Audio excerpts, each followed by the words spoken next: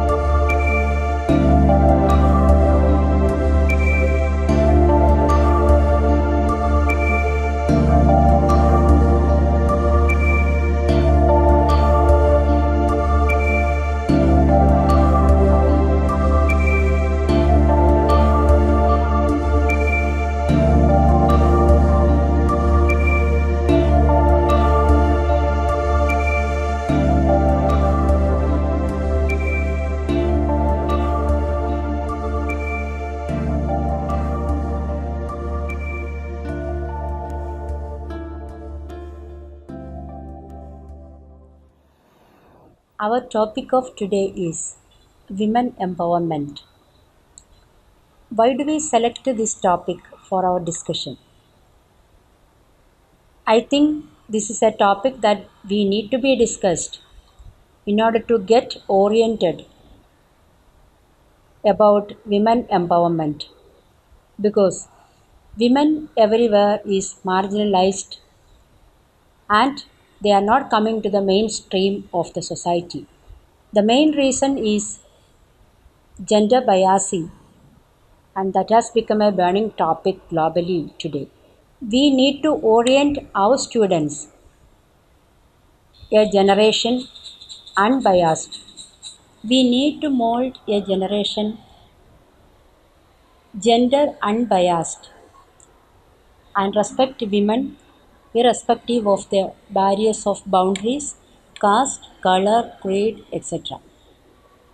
And this project aims to make the children a study on the famous reputed personalities globally and what they have done for the betterment of the or the upliftment of the women in the society. And we do recognize, appreciate them. Women empowerment program initiated in USA and India is also a part of our study so that the students will be able to understand how women initiating in the society and doing their best to create a better women or gender unbiased society so that the students will keep an attitude in the generation next through which we create an attitude in the young generation to respect and appreciate the work of women so that they also can come to the mainstream of the society.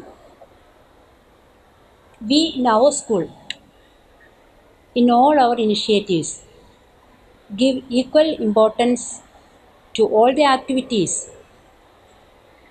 for both boys and girls, especially the activities like school cabinet, other activities like school band, martial art, karate. Usually, boys are dominating in that art. But here we give opportunities for the girls too. Instrumental music, mainly keyboard, violin, guitar.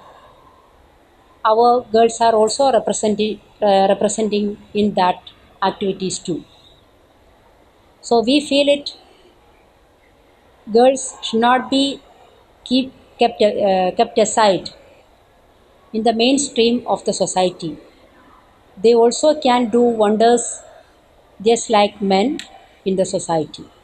So we anticipate, expect a better women, gender unbiased society for the better future of the society. Thank you.